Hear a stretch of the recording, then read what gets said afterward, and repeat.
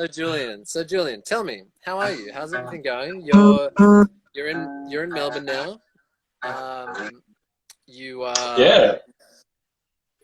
for our overseas listeners, Melbourne is in the southern part of Australia. It's got a fantastic music scene and lots of nice people. So how are you going Well, down there? How's everything? I mean, the fantastic people are still here. However, I can't go and visit them, and the fantastic music industry is null and void at the moment. Mm. Um, it's good. Look, I really can't complain. We are the fortunate people in Australia who are, apart from the outbreaks which are going on all around the world, we're having our own second wave at the moment. But all things considered, I guess we're still in a much better situation than many other unfortunate places. So I shouldn't complain. No. Obviously, I wish life was continuing as normally, but it's also good that Australia is doing these things, and hopefully it's enough. So, but yeah, no, I am currently still enrolled doing a guitar building course, which is kind of going ahead at the moment, which is, yeah, I guess keeping me happy and busy and sane and excited and vibrant and into life and stuff and so on. But like they've had to like really limit the face-to-face Yeah. contact, so we only go to school now 2 days a week instead of 4, and yeah, they're just like balancing an online and a live thing. Mm. So 'Cause, yeah, that was it's good. something I really wanted to ask you about. Your course sounds really interesting. You Ah, started at the start of this year, and mm. yeah, it's like a luthier course. It's a guitar building course, right? Like, how's it going? Well, it's amazing. Yeah, it's So I was just doing like the third harmony there. Um, Yeah. Oh, yeah, Matt Toon it's sent us love. oh, hello, Yeah, Matt. sorry. Yeah, it's It's amazing. great. Absolutely brilliant course. I am smitten. It's kind of like this thing that I've wanted to do my whole life, you know, like even in share houses with housemates fucking like, oh, 8 years ago, 9 years ago, I was like still pulling guitars apart and like, you know, cheap guitars obviously, not like vintage Fender fucking Strat or something like that, but like, you know, $50 guitars I'd like, you know, rip them apart, sand them back to bare wood, carve weird things into them, try to change the pickups, wire it backwards, just like fuck with it. And obviously like destroyed every guitar I ever laid my hands on, but at least like slowly was becoming accustomed with like the ins and outs. Like, what the fuck is going on here? This is cool. Like, you know, instruments often seem like these mythical beings, to me at least.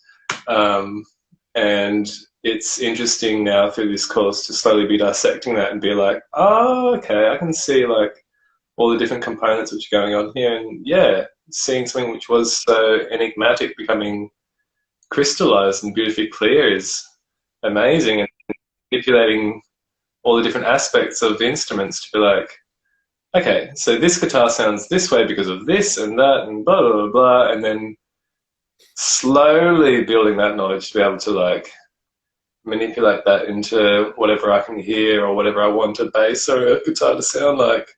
Mm. It's fascinating, you know. I'm like a pig in shit. It's fantastic. Oh, you can't say that live to air, Julian. You can't swear like that. I'm like a, I'm only going to say something worse. I should stop there. Okay. I'm like a Hey, member from Turtle Skull in a video conference, which is working. Wait, that doesn't make sense either. All right. How hey, we got about a question. Hey, Jules, we got a question here. We got a question here from DY. Where are you doing that course, Julian? Oh,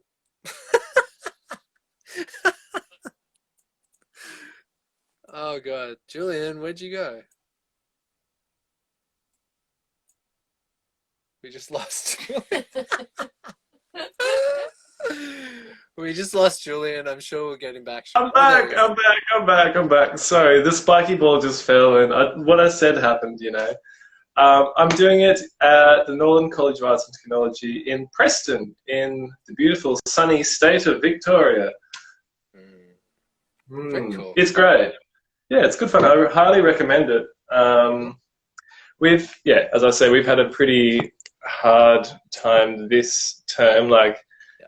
I guess we're not even sure if we're going to be able to finish the course in this round. So I don't know. But even then, it's already like triggered a chain reaction of like, this is what I want to do. This is awesome. Woo, yeah. And like, Have you yeah. got anything there to show us, or no? Oh yeah, this is just this 1974 Rickenbacker that I built earlier. You know, it's just no, I don't have anything. We're about to finish our first instrument, only a month behind schedule, which is a Telecaster. Well, it's not a Telecaster; it's a Tele-style guitar. We're not allowed to actually build a Telecaster like to spec because we'd get sued, which is good because it's good to keep things original and have a motivation to be like, oh, I'm just going to tweak the headstock like this. Oh, I'm just going to move that slightly there. Dodge lawyers. Good times. Yeah, I was never really much of a Telecaster fan. Please don't kill me, online world. I think they look funny and I think they sound twangy. Two things that, bass players aren't known for their beautiful twang flavored bass. But it's good. Like, I've learned to appreciate them, and they started us on the Telecaster T-style guitar because it's like a really simple instrument to build. Like, there's no crazy neck angles, there's no crazy bridge configurations, there's no like insane joins, or it's like literally body, neck, route, strings on, pickups in, done. It's just like a flat piece of wood. Basically, it's a piece of like, 2x4 with some strings and pickups, glorified. But no, it's more than that. But it's good to start with something simple. Very The cool, next very cool. next guitar that they're going to be getting us to build is a Dreadnought acoustic. Oh wow! But on a Taylor Dreadnought acoustic kind of thing, which is going to be much more intense. Like, the workmanship in acoustic instruments compared to electric is, you just can't compare the two. Like, yeah, it's a good time. There's a lot less margin for error. Solid Instruments. First Fender bass was the Telecaster. Woo! There you go. Take that, Julian. True. All right, yeah, but it was slightly different. Yeah, it was a bass. It wasn't a real telly. And so, man, you're into all sorts of artistic guitar type stuff. And I speaking of Tim from at Solid Instruments, who just commented he'd be interested in this. And someone asked me about it earlier as well. One of your other artistic pursuits is wood burning, is it not, Julian? You've done a guitar, yes, which is around here somewhere. You've done a lot of cool stuff. Maybe you could show us that Ricky. You did the scratch plate on it. Now, bearing in mind, this is the first piece that I ever did, so hence why it's mine. I didn't give it to someone. But it turned out all right. It's just a piece of mahogany, 3mm thick, loosely copied the same scratch plate design as what was already there, except added a few little curly bits here. Bring it in a little closer and just hold it steady. Okay. Like that. Very nice. I've got a better example because I came prepared. Half an hour early here. The current thing that I'm working on, which is a precision bass body. Woohoo! It's probably halfway through being done. And I've just been fiddling with all the little detail. Oh, hold it steady there. Look at that. Nice. Just everything. The camera kind of blurs a little bit when you move it, so just move it along, but move it quite slowly.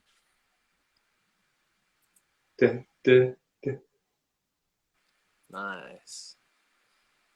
So cool. So cool. How many hours do you think that has taken so far? This one has taken too many hours because what I didn't know at the time before I knew what different woods look like, I was like, oh, it's a precision base. That'll be elder, which is like a really soft timber which burns really evenly and well. However, to my dismay, it's actually swamp ash, which is supposed to be light, but this is incredibly dense and heavy timber, which takes forever to burn. Like, because you have to, you know, it sucks the heat out of the burning tips that you use. So something really light or really pale, like maple, which isn't light, but yeah, it burns beautifully and evenly, and so it probably takes about 3 times longer than it should to do the design in that one, as opposed to what I did the other one. So that one's about 50 hours at the moment, and 50 by all by all respects, it should be finished by now. But yeah, it's a little bit demotivating once you know that it's such an inefficient artistic method, like getting the motivation to be like, all right, I'm going to go and push this boulder uphill again. Fuck you. It's, I don't know if it's ever going to get finished, which sucks. It will, Yeah. but like, I'd rather move on to a piece of maple, which you can burn and it just is beautiful. It even smells nice. It smells like sugar because it's the maple syrup tree that you get it from. So not only does it burn quickly and easily, it also smells nice. Yeah, so I think it's going to go back on the shelf for a while. Okay. But, wait and see. That's an old P base, isn't it? That's the one, if I recall correctly, on one of our tours to Melbourne, we went to Music Swap Shop. Shout out Music Swap Shop in Melbourne. Music Swap Shop is fucking sick. Yeah, and you picked up a 70s P base, is that right? It is squeaked in at the end of the 70s. I think it's a 79, and that went straight on the credit card because I had my band aid cheering me on, being like, get it, yeah, you need this, come on, it's so you. And I caved into peer pressure, what can I say? And I was like, yeah, this is what I need right now. Even though I think I was flying back, I was like, how the fuck am I going to bring this back with me? Like, what the fuck? Worst idea ever? I love me. That's okay. It does sound amazing. Watching, Lee's watching. Got a couple of few people joining in. Hello. Hello, Kim, Lee. Yeah, hi, so Dave, we're just, well. for anyone who's joining us, we're talking to Julian Fries, the bass player in our band in Turtle Skull. So yeah, man, that's all really interesting. Maybe I could steer the conversation a little bit back towards you and your path. I guess like I was one of the things that I asked Starchild last week, which I thought I could ask you again, you right now, is like tell us a little bit about yourself. Like, where did you grow up? Where are you? What are you all about? Where are you been? Where are you going? All these things. Well, I grew up in the Central Coast, about an hour and a half north of Sydney, which is a beautiful place for those who haven't been there. It's very worth the drive from everywhere. Yeah, it's kind of like this little, I don't know, it's not a quiet place. Like, the Central Coast is huge and it gets quite busy, but there's little pockets, like the very furthest south little tip called Kilcare, Wagstaff area. It's like somehow dodged the Sydney grasp of just like moving north and overtaking suburbs and so on. And yeah, it's just beaches, national park, and $1 million houses everywhere, which is pretty weird now. Because when I was growing up there, they weren't $1 million houses. They were like, these are $300,000 houses and so on, and like normal things. So it's been actually interesting. They haven't been developing the area, like they haven't been extending further into the bush and so on, which is good. However, all the small, like little shacks there are getting knocked down and these monstrous castles replacing them. So I don't know. It's in that sense it is changing, but it's not crazy busy. Like if you come from a city or something, people just like, oh, this is so lovely. And then all the locals are like, there with pitchforks, like, you get the fuck out of here. So, And so, yeah. did you, And then, yeah, basically just was in bands ever since I kind of left school. Like, I was a muso since the age of about 15, got into music, and then got into things which made my music appreciation expand terrifically. And then, yeah, it was just like a junkie for band life for, well, until now. So it's been, what, like a decade? And, yeah, I went through various amazing bands, which, I guess you learn how big Australia really is when you're like, right, we have a 45-minute slot, 10 hours drive away, and 20 people might show up. Great. That makes it worthwhile. But, you do enough gigs like that you just get really good at driving long distances, basically, but you also, it brings people together in the band. Unless it tears them apart, which can happen as well. that's true. That's one of the other. Yeah, and yeah, I guess. So, what? I gave. Sorry. I said I gave a go at being a tradie, which was interesting, and I developed a lot of good, handy skills for life doing that. But I'm not a tradie. Look at me. Look at my fucking hair. It's not tradie life. Although a lot of tradies have long hair and they're beautiful people, but it just wasn't true. It's like, yeah, somehow to be involved with music is my dream, and so building instruments is like a great way that I can make money in the music industry. And it's album sales isn't really a thing these days, so yeah, trying to be creative with that industry and stay a part of it. Yeah, keep doing things I love. So what are some of your musical influences? What did you grow up listening to? What are you into now? Like what's your vibe? The first band I ever got into was Ben Harper, which is actually a pretty good choice if I think back to it. I think heaps of people frothed on far worse bands than that. It's not someone that I would go to now, It's a little bit nostalgic when I hear music like that, but I'm also like, it's not my cup of tea anymore. Yeah. So then from there went into the Doors, and then into everything else, rock and 60s. I guess everyone that's, yeah, I think everyone's been there. And if you haven't been there, go there. You won't be disappointed. Yeah. Casual recommendation for an entire decade. Love it. 60s, 70s. Anyway, but then also was frothing hard on disco and funk music at the same time. I don't know. I love all music as long as it's good. Yeah. Music matters. Yeah, but the music that I want to play. Yeah. Yeah, cool, man. But yeah, I guess the music that I would want to play though is, psych, rock, stoner doom. Fucking, that's a good time, I guess. I've had a few gigs playing with people that don't do that sort of music, and it's still fun stuff, but what really makes me bliss out on stage and smile like a maniac is the rock. So for sure. Yeah. Well, it's good that we started the band that we did. So yeah, thank you. What's that?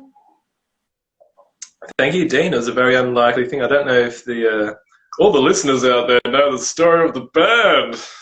Well, why don't you tell us? Why don't you tell us about it? Oh, well, I just got a call one day from a guy called Dean McLeod, who I very loosely knew from being the guitarist in a band called Salvador Dalai Lama, which I was like fangirling at so hard. You guys were so sick, and you were all like untouchable, enigmatic golden children. You like, it was just outrageous. So I went to so many of your gigs, and yeah, I think I was in a band at the time called Bad Belly, which was a really good time. But I think around the same time, yeah. Oh, cheers. It was. I only joined them at the very end. Like, they'd already written and released all their music, so I think I was just there for gigs. But yeah, they'd had a really good run, and they made some amazing music. The album's still out there, and I still listen to it. It's fucking sick. Then my project ended, and I think around the same time yours did as well. And then you went on a wild escapade around the world and got inspired in music. I think you should probably take over the reins at this point, but maybe not. Maybe. Oh, anyway. well, yeah. I mean, I did a little bit of traveling. I had a few visions, or watched a few bands overseas, figured a few things out. But yeah, came back. I want to hear how it worked out for you. So then I came home, and then what happened? And then you rang me up and said, "Hey, I want to record an album. It's going to be this amazing little album thing. Not a band or anything. Just just a weekend away in Berry. Couple of songs. Just you learn them heaps quick. Whatever. We can chill out and so on and vibe it out." And yeah, like, there was no intention of being a band at all, unless you were secretly planning it and forgot to tell us. But I don't know.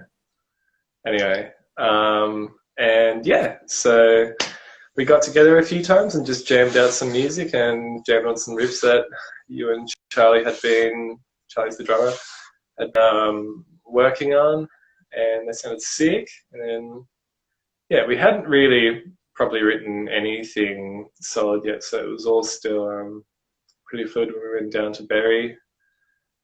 And yeah, how long was it? Like 4 days away or something? Yeah, something like 3 or 4 days. And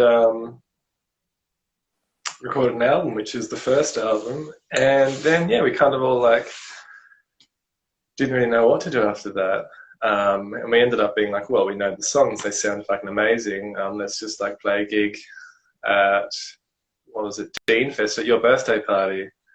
And the response was really great. And somehow we were just like, let's keep doing this. This is fun. Let's just be a band. Okay. Yeah. So I think at that point I was, yeah.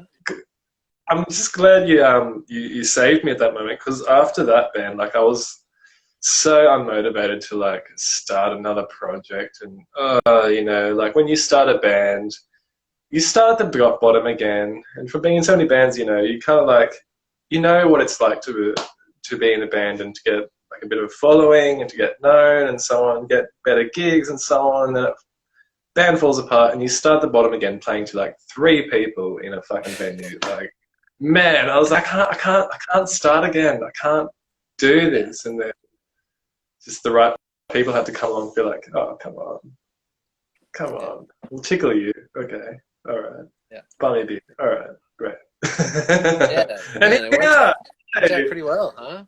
It was. Yeah. And I know what you mean. I know what you mean about starting new bands, and I even felt that at that point, after having played in, same thing for me, having played in bands for years and being like, oh my God, I don't know if I can fucking do this again. But this one just happened so organically and in such a lovely way that, I don't know, couldn't really say no. And for me personally, it's the best art that I've ever made in my life has been as a part of this band, and especially this new album we've come out, which I'm really proud of. So yeah, it's worked out really well. They haven't even heard the best songs on the album yet. I can't wait. The title track is gonna kill people. You guys, just you wait. Yeah. Very good. That was the recording process was pretty fun for that one too, huh? Oh, that was outrageous. Yeah, we had some strings to pull, and those strings got pulled, and got given the most amazing, well, not given, we paid for it, but like the most amazing opportunity to go up to Tiagra, a bit north of Byron Bay, and get access to an amazing schmickers fuck studio. I'm not going to name drop anyway. But Le thank you, Cueva. Dan. Le Cueva in the Northern Rivers. Huh? Le Le Cueva Cueva in the is the Northern name of the Rivers. studio. Yeah, It's a really nice studio if anybody needs to do some recording.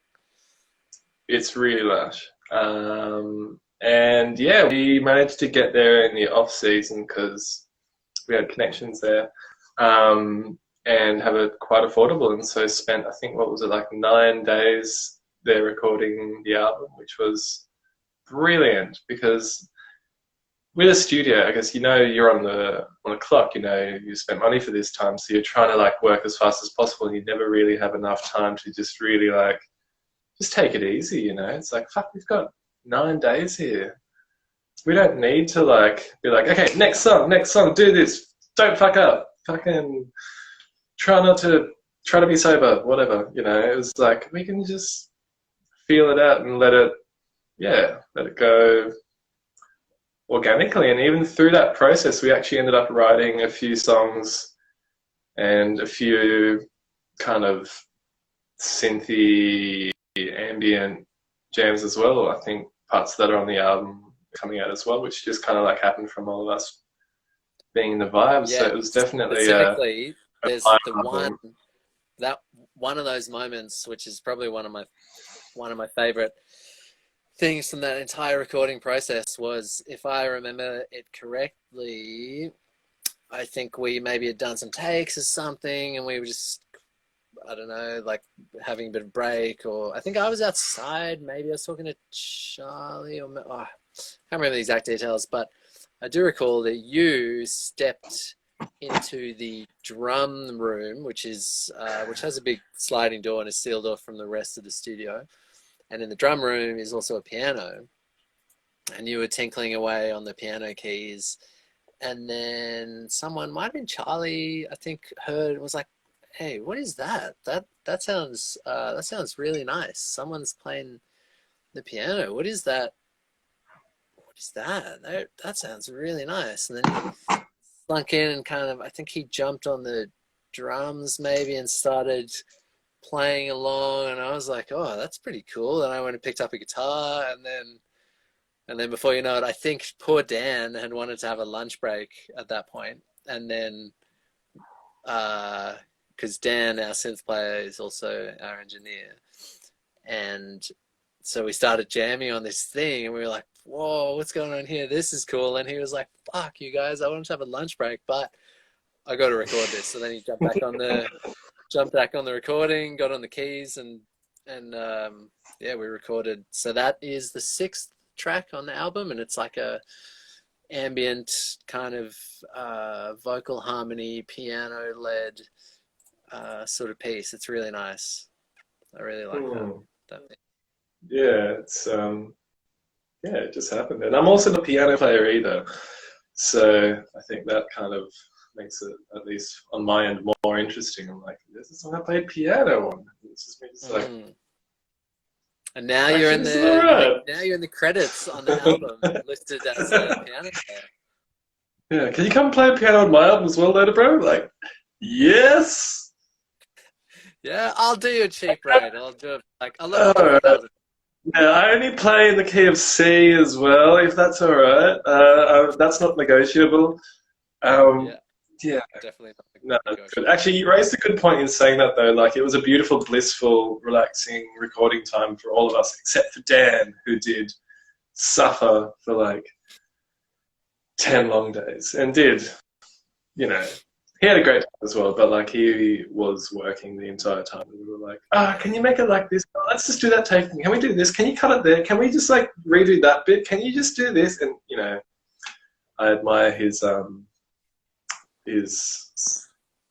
persistence and Yeah. resilience. Yeah. Yes. Yeah. Yeah. Yeah, Yeah, it's man. good times. It was an amazing time. Mm. And it's not I long mean, for me to not release. yeah. I mean, not only that, it's also like all the post production as well of the album. After we stressed out Dan for 10 days recording it, we like stressed Yeah. him out for another fucking 10 months, being like, "Can you just turn up like the 28th tambourine hit like 2%?" Or like, you know, stuff like that. Yeah. That's We are exactly right. pedantic bastards. We are so pedantic. I can't believe it. Can you imagine like Iggy Pop being like that, being like, that just doesn't sound exactly the way they want it. Can I have more like symphonic in the kick drum, you know? Just a bit more like, I don't know, I can't even describe it. It's like, yeah, you had to be there. Yeah. We should have probably actually recorded us talking about the post production process, because it would have actually sounded so funny to someone who doesn't speak music lingo. Can I have more unch? Just can you make that kind of whacker? You know, just like it's not gritty enough. You know, like what does that mean? Yeah. It would have sounded fucking bad. Yeah. Yeah, but those are the descriptive terms that you need to use when describing Yeah. Yeah, it's true. ethereal being like music, I guess. Speaking of which, Yeah. that's the segue I was looking for. Um, I'm interested to know your thoughts, Julian, on the transcendental, spiritual, mystical elements of music. Is that something that resonates with you? Have you had any spiritual experiences through music? Do you find it to be a powerful medium?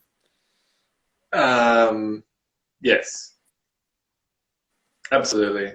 Um, yeah, I guess there was, well, you know, every time you listen to music, you know, even at the very least, it's a mood booster, you know, and at the very most, like, it can touch you more deeply than I think anything else, you know, like when you really get hit by a song, or even like a part in a song, or even like a lyric or something, you know, it's like, it hits you deep. And I think there's been a point in my life where I was especially having a hard time for a while, which happens to everyone.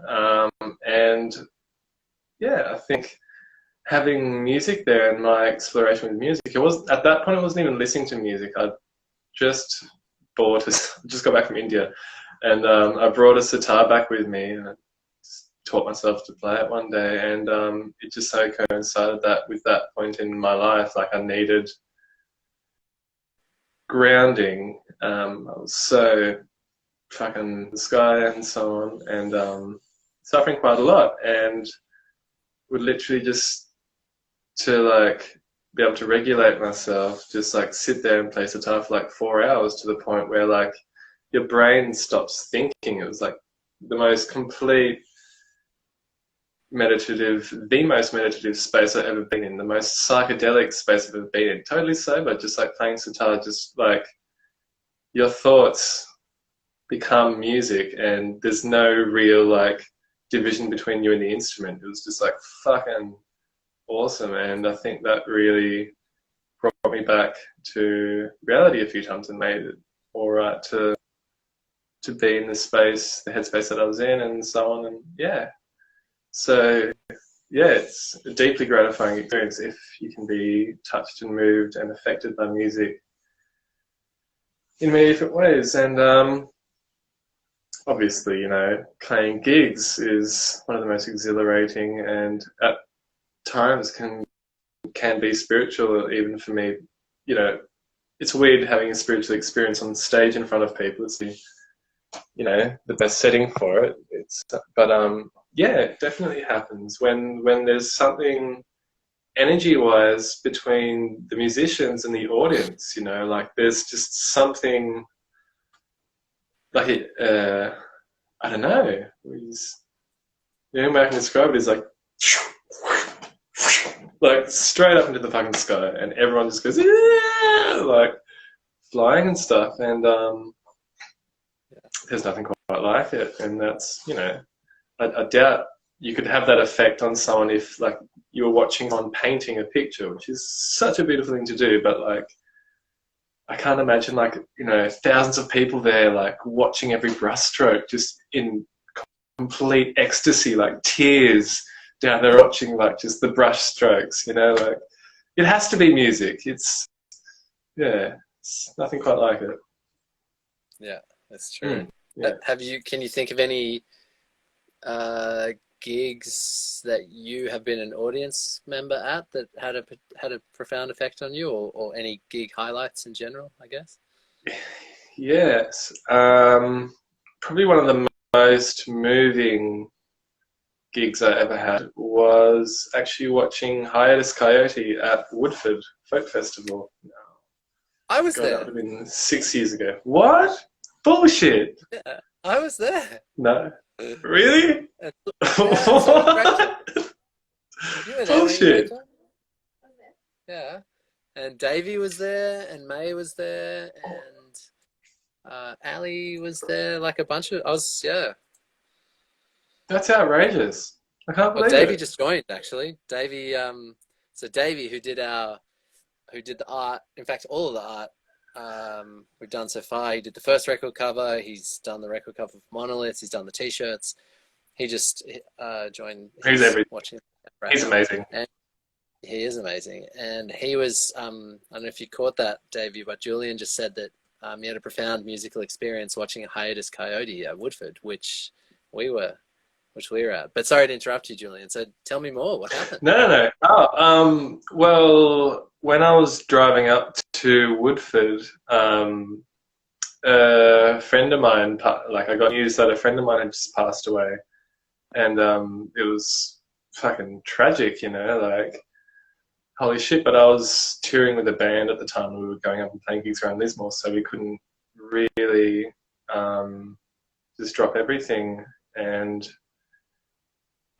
I think from, you know, I guess we had gigs to play, we had a lot of driving to do and stuff, like, you know, and then straight after those gigs going to a fucking, you know, 100,000 person festival and stuff, there was no real point to like sit and just be and reflect and mourn and actually just like feel that, you know, that pain, I guess.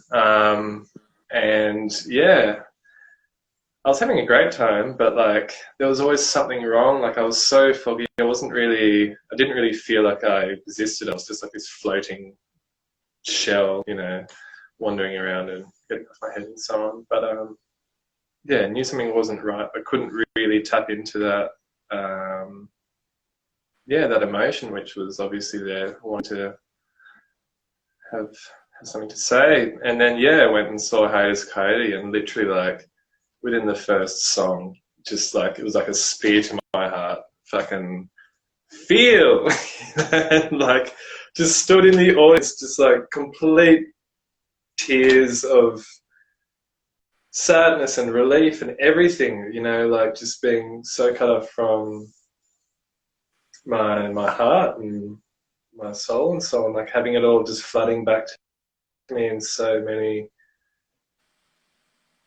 waves. Like after that, like the floodgates opened, like literally every band, even if they were half decent, you know, every band after that for the rest of the festival, like just they'd play something that sounded quite nice, and I just like instantly burst into tears. It was like, you know, like the exact opposite happened. I was just so overcome with beauty and connection and love, and it became like, that festival became like the most amazing healing experience and a really good place for me to be. Also, the crowd there was very supportive once I got to the point of being able to, talk and share what was going on there. But yeah, a big part of that was music. And Hiatus Coyote, thank you very much.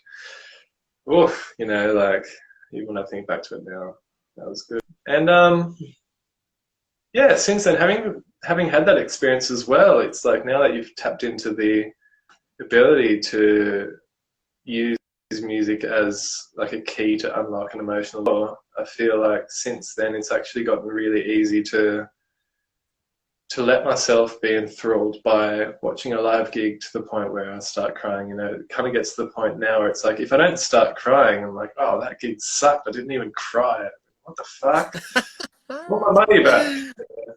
But it's like, you know, tears of joy, the tears of like feeling, you know, it's, it's great.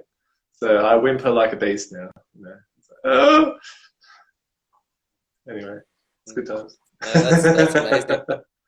Yeah, that's powerful stuff. Like, such powerful emotion, being able to feel such powerful emotion through any kind of experience, let alone someone's art, through watching or listening to music is, a very powerful and cathartic experience. Oh. I think that's the whole reason it exists, you know, like, you know, for something as hard to describe and hard to, you know, capture as emotion, you know, like, for emotion to probably be expressed, you need a medium like art and music and dance and drama and all that kind of like creative things, because, you know, it's a very like, emotions are terribly illogical. Yeah.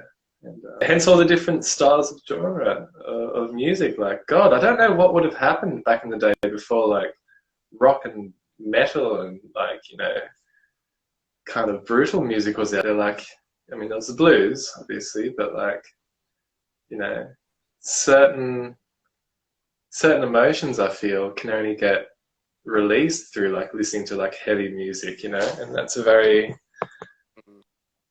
good thing. Sorry, the phone keeps sliding down. It's kind of balanced precariously on the phone charging cables, so it kind of like starts sliding. Yeah. It's me and technology, you know? Yeah, for sure.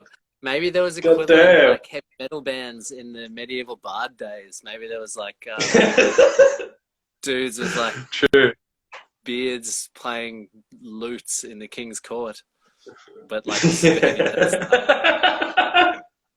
super diminished. Oh God, gross. Yeah, and then they were promptly dragged to the dungeon and beheaded for conjuring the insulting the good name of the Lord, I would imagine. True.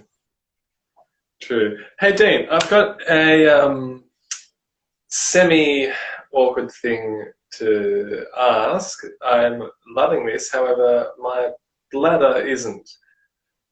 Should I just like mute myself and like take the camera off and then quickly come back, or like how do you? Yeah, just run to the toilet. I'll entertain the crowd in the meantime. Okay, you guys can spruik something. Soapbox moment. Yeah, good times. I know how to handle a crowd. You go. So if anyone who's just tuned in, I've been having a lovely conversation with Julian Priest, our bass player. He's just run off to the toilet to empty his bladder, but I'm sure he'll be back very briefly.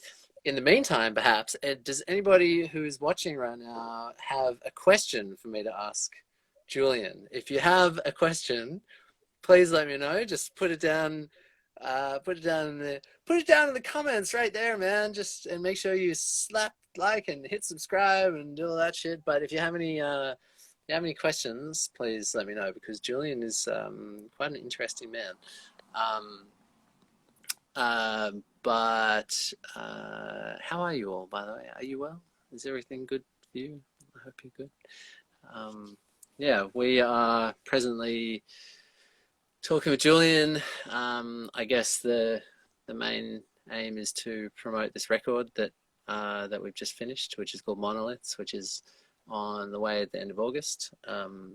We actually have a new single coming out in 2 weeks' time.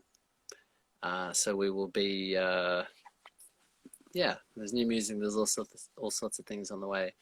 Double X on air. Dean, you come in on the show when the new album comes out. I'd like to. That's a tentative yes, depending on COVID scenario and where I'm living, because I live in Mullumbimby now. So, but yeah, I mean, I come through Sydney all the time. So, yeah, I don't see why we can't make it work. Oh, Neil Wilkinson just joined. Hello. I'll give him a little wave. Neil's a lovely man and an excellent musician himself. He plays in a very good band called Fluff down in Melbourne, so you should check them out. And it sounds like Julian is just returning to the frame. There he is. Julian. Get those headphones on. Hey! There you are.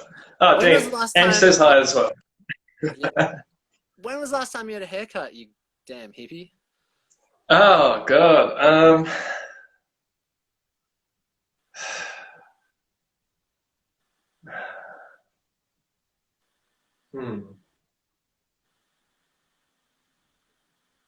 Okay. Can you hear the crickets? Yeah. I don't know. I'm actually... Yeah. I actually watched it specifically for the agent today. I was like, oh, I'm going to be on the telly. I think my hair to be beautiful. And can you see the It looks absolutely gorgeous, darling. Thank you. It was for you, Dave. Oh. Hey, Julian, No, I've got a couple of questions for you. Yes.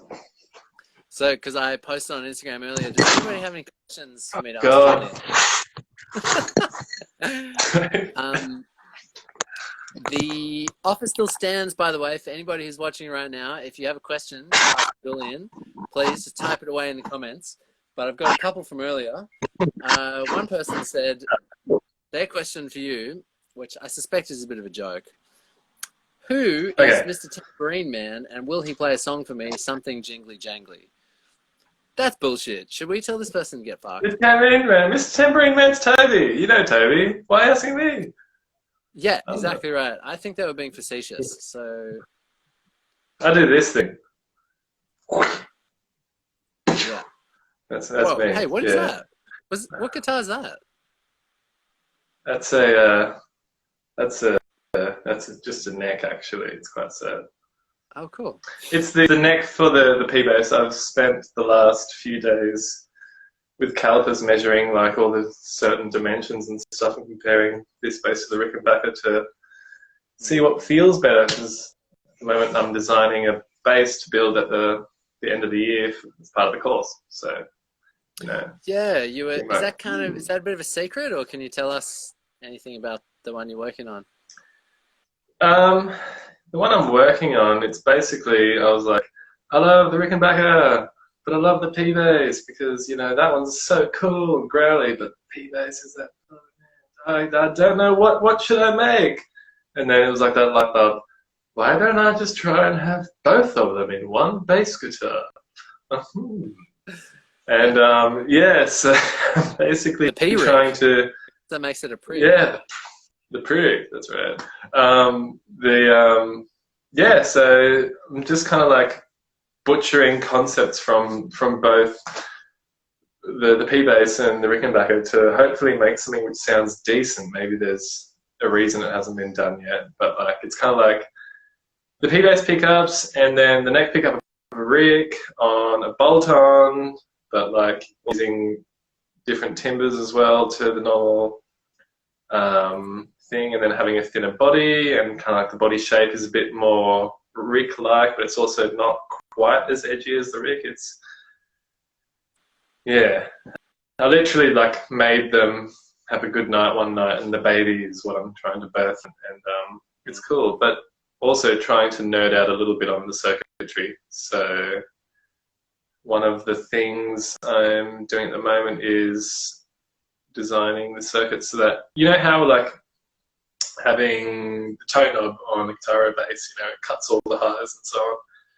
I'm trying to make one that also cuts the lows so that only the highs are intact, so that you could actually theoretically blend the two pickups and have like, you know, the bottom end of the P bass mixed with the growly top end of the Rickenbacker. Brilliant, you know, woohoo! And like, and trying to, and then vice versa, and actually like having a much more tweakable and diverse instrument. So yeah, Mm. nerd o'clock. Love that shit. But it makes That's me look cool, at man. like That's really interesting. circuitry diagram, and like I am still learning that shit. I'm such a novice. So yeah, I'm baby steps, but it's That's gonna really be fun. exciting.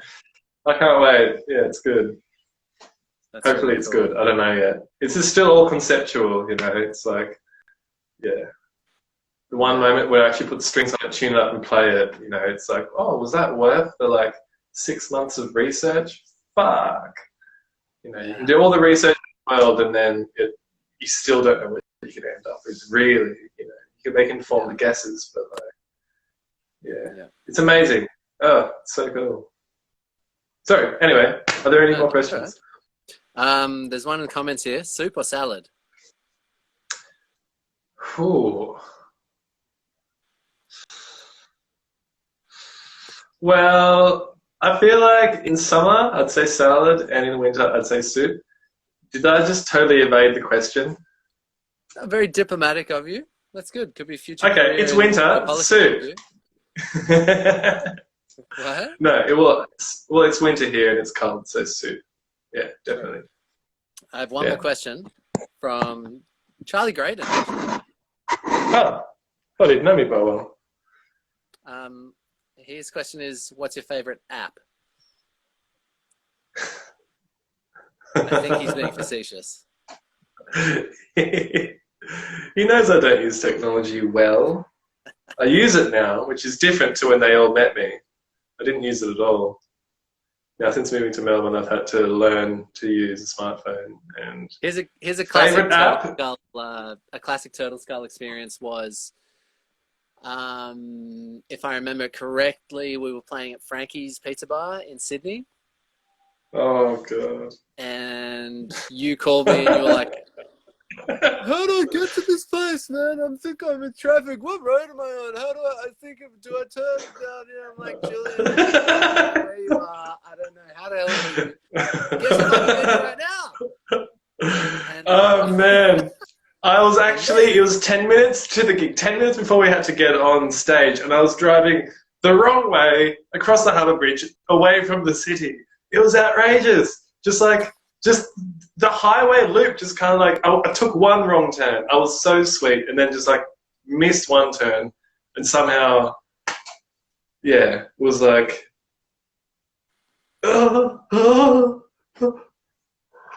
anyway. so funny. And then Charlie's partner, Ali Gavin, stepped in on the bass and played the first song or two, and then Julian arrived partway through the set, and we were in the middle of a song, and I'm pretty sure I had my eyes closed, jamming along for a bit. I don't know. Yeah, had my eyes closed, jamming, and then I opened my eyes and looked over, and you were holding the bass. I didn't even realize you two had switched. It was pretty amazing. Mm. We're pretty clever. We're bass players, you know. We're underrated. We got a couple more questions. Yeah. Any albums you're looking forward to coming out this year?